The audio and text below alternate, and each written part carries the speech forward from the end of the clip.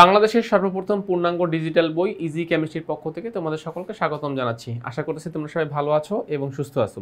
তো আমাদের এই বইয়ের বৈশিষ্ট্য আসলে বাজারের অন্যান্য বই থেকে একটু আলাদা। আমরা এই বইয়ের মধ্যে রসায়নে ভালো করার জন্য যাবতীয় যা কিছু দরকার সব কিছুই আমরা এই বইয়ের মধ্যে তোমাদেরকে বিনামূল্যে দিয়ে দিচ্ছি। আমরা সিকিউ এর সমাধান দিচ্ছি, এমসিকিউ এর সমাধান দিচ্ছি। আমরা 3 রকমের সাজেশন দিচ্ছি বইয়ের মধ্যে: road two mission 100, road two mission cyclone, board analysis. এছাড়াও তোমাদেরকে 500টি টাইপ ভিত্তিক এমসিকিউ দেওয়া হচ্ছে, তার সমাধানও করে দেওয়া হচ্ছে ভিডিও আকারে। তো আশা করতেছি এই বইটি যদি তোমাদের কাছে থাকে, কেমিস্ট্রি সাবজেক্টটাকে আর কখনো কঠিন মনে হবে না, এটা মনে হবে সবসময় সহজ। যখনই বিপদে পড়বা কেমিস্ট্রি নিয়ে, কিউআর কোড স্ক্যান করলেই একজন টিচার তোমাদের কাছে এসে সেই বিষয়টি খুব সুন্দরভাবে উপস্থাপন করবে, তোমাদের আর কোনো সংশয় থাকবে না। তো যারা প্রত্যন্ত অঞ্চলে থাকো, হয়তো বা কোনো ফাইন্যান্সিয়াল কারণে হয়তো টিচারের কাছে পড়া সম্ভব হচ্ছে না, আমি মনে করি সেই সকল শিক্ষার্থীদের জন্য এই বইটি আসলে খুব বেশি সাপোর্টিভ একটি বই হবে, কেননা তারা এই প্রত্যেকটা কিউআর কোডের সাথেই একজন শিক্ষককে পেয়ে যাচ্ছে।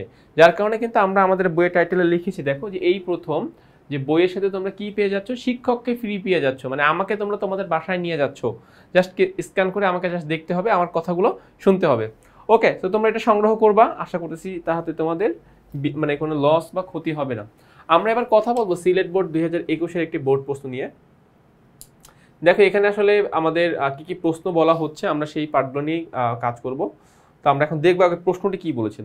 তো আমরা দুইটা উদ্দীপক দেখতে পাচ্ছি, দেখো একটা হচ্ছে X9 আর একটা হচ্ছে Y17। তার মানে একটা হচ্ছে ফ্লোরিন আর একটা হচ্ছে ক্লোরিন। এবং এইখানে আর একটা চিত্র দেখা যাচ্ছে, যে চিত্রে আমাদের দ্বিতীয় কক্ষপথে একটা ইলেকট্রন আছে, সেই ইলেকট্রনকে এরা এ দ্বারা প্রকাশ করতেছে বা এ দ্বারা ডিনোট করতেছে। তো আমরা ফার্স্টে এখন প্রশ্নগুলোর অ্যান্সার ধারাবাহিকভাবে পড়বো এবং সেই অ্যান্সারগুলো বোঝার চেষ্টা করব। আচ্ছা দেখো, তো আমাদের ফার্স্ট প্রশ্ন, নিউল্যান্ডের অষ্টক সূত্রটি বিবৃতি করো। নিউল্যান্ডের অষ্টক সূত্রটি কী ছিল?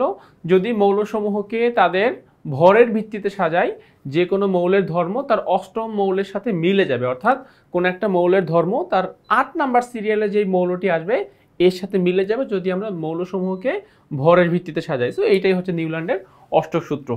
আচ্ছা, এবারে সাইক্লোপেন্টেন একটি বদ্ধ শিকল হাইড্রোকার্বন ব্যাখ্যা করো। সো আমরা এবার এটাকে দেখবো যে সাইক্লোপেন্টেনকে বদ্ধ শিকল কেন বলা হচ্ছে। সো খেয়াল করো, বদ্ধ শিকল কি হচ্ছে, CH2 CH2 CH2, আবার আমরা দেখতে পাচ্ছি একটা CH2, এখানে আছে আর একটা CH2, আর এদের মধ্যে আমরা বন্ধন চিহ্ন দিয়ে দিলাম। তাহলে এটা হচ্ছে সাইক্লোপেন্টেনের সংকেত। তো দেখো এটা দেখতে কিছুটা এরকম ঘর বাড়ি টাইপের না বলতো? এই যে আমরা যে ঘর আঁকতাম ছোটবেলায়, এরকম দেখতে কিছুটা সাইক্লোপেন্টেনের সংকেত, চারদিক থেকে বদ্ধ। ফার্স্ট অফ অল এটা চারদিক থেকে কার্বনগুলো আটকানো, হ্যাঁ এরকম কার্বনগুলো চারদিক থেকে এরকম আটকানো, তো এটাকে আমরা বদ্ধ শিকল বলতে পারবো। Number 1 reason.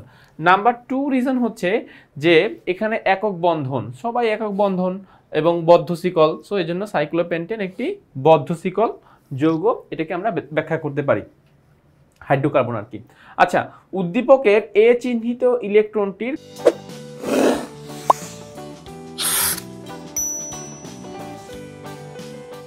কৌণিক ভরবেগ নির্ণয় করো।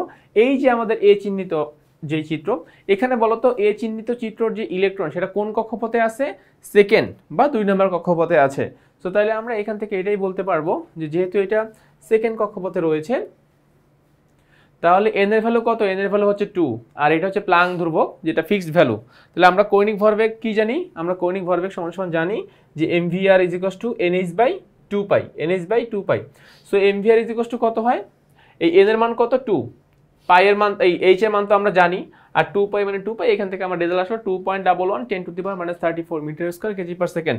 সো খুব সহজ একটা ম্যাথ। গ নাম্বার অঙ্কটি কিন্তু আমাদের জন্য খুব সহজ একটি টাস্ক। তাহলে আমরা গ এর অ্যান্সার ফুলফিল ভাবে কমপ্লিট করতে পারলাম। গ এর অ্যান্সার আমরা ফুলফিল ভাবে কমপ্লিট করতে পারলাম। আচ্ছা, এবারে যাচ্ছি আমরা ঘ এর প্রশ্নে। ঘ এর প্রশ্নে কি বলেছে দেখো, ঘ এর প্রশ্নে বলেছে যে উদ্দীপকের উল্লিখিত x ও y মৌল দুটি একই রকম ধর্ম প্রদর্শন করে কিনা বিক্রিয়ার মাধ্যমে যুক্তি দাও। অর্থাৎ একটা হচ্ছে ফ্লোরিন আর একটা হচ্ছে ক্লোরিন, এরা একই রকম কিনা, এরা একই রকম বৈশিষ্ট্য দেখাবে কিনা, এটা আমাকে আসলে যুক্তিটা আমাকে উপস্থাপন করতে হবে। সো ঘ নাম্বার প্রশ্নটা দেখো, যদি আমরা ঘ নাম্বার নিয়ে আলোচনা করি, তো ফার্স্ট অফ অল দেখো এখানে বিক্রিয়ার 3টা পার্টকে আমরা ভাগ করলাম, 3টা অংশে আমরা বিভক্ত করলাম। প্রথম অংশে কি দেখা যাচ্ছে? ফ্লোরিন গ্যাস হাইড্রোজেন গ্যাসের সাথে বিক্রিয়া করে হাইড্রোজেন ফ্লোরাইড উৎপন্ন করতেছে, ঠিক সেম ক্লোরিনও সেম কাজটা করতেছে, হাইড্রোজেন ক্লোরাইড উৎপন্ন করতেছে। এবার এই যে হাইড্রোজেন ফ্লোরাইড বা হাইড্রোজেন ক্লোরাইড এই গ্যাসীয় পদার্থকে পানির সাথে বিক্রিয়া করে অ্যাকোয়াস বানাবো, ওর ক্ষেত্রেও ঠিক সেম অ্যাকোয়াস তৈরি হবে। আচ্ছা, এবার এদের এই যে অ্যাকোয়াস যে অ্যাসিড আছে, hydrofluoric acid, hydrogen chloride, hydrochloric acid এবং হাইড্রোফ্লোরিক অ্যাসিড, এদেরকে আমরা ক্যালসিয়াম কার্বনের সাথে বিক্রিয়া করাবো।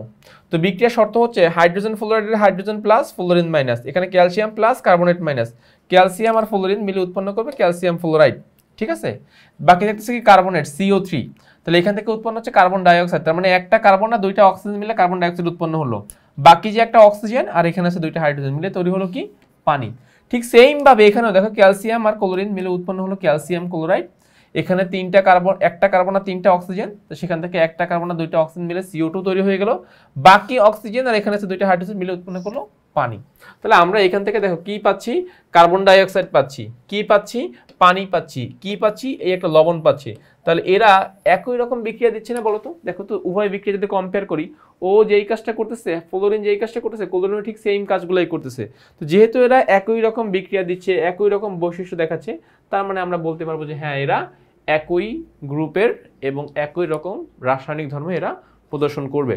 তো এই কথাটাই মূলত আমাদের এই অংশে বলা হচ্ছে যে এক্স ও ওয়াই মৌল দুটি একই রকম ধর্ম প্রদর্শন করে। যে আমরা বিক্রিয়া দেখলাম যে হ্যাঁ এক্স যদি লবণ উৎপন্ন করে ওয়াইও লবণ উৎপন্ন করতেছে, এক্স যদি কার্বন ডাইঅক্সাইড উৎপন্ন করে ওয়াইও কার্বন ডাইঅক্সাইড উৎপন্ন করতেছে, এক্স যদি পানি উৎপন্ন করে ওয়াইও পানি উৎপন্ন করতেছে। তো এখানে মূলত বিক্রিয়ার সাহায্যে আমরা এই কথাগুলোই খুব সুন্দরভাবে ব্যাখ্যা করে দিব। ওকে, তো আমাদের এই সৃজনশীল পর্বটিও কমপ্লিট হয়ে গেল। তোমাদেরকে জাস্ট ঠিক যেভাবে ব্যাখ্যা করা দরকার আমি কিন্তু ঠিক সেম ভাবেই ব্যাখ্যাটা করে দিয়েছি। তোমরা এক্সামে যদি এরকম প্রশ্ন আসে জাস্ট এভাবে চিত্র বিক্রিয়া দিয়ে ব্যাখ্যাটা খুব সুন্দর মতো নিজেদের মতো করে লিখে দিলেই অ্যান্সারটি ফুলফিল হয়ে যাবে।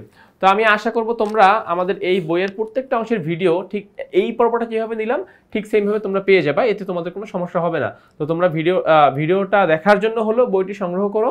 বইয়ের মধ্যে শুধুমাত্র আরও ভিডিও যে আছে এমন না, আরও অন্যান্য অনেক কিছু এখানে ইনক্লুড করা হয়েছে, সেগুলো দেখো, সেগুলো বোঝার চেষ্টা করো, কেমিস্ট্রিতে ভালো করো সবাই। তো আশা করতেছি তোমাদেরকে এরকম আরও সুন্দর সুন্দর ভিডিও আমরা আগামীতে উপহার দেব, সেই আশা রেখেই এই পর্বটি শেষ করতেছি। সবাই ভালো থাকো, সুস্থ থাকো, আল্লাহ হাফেজ।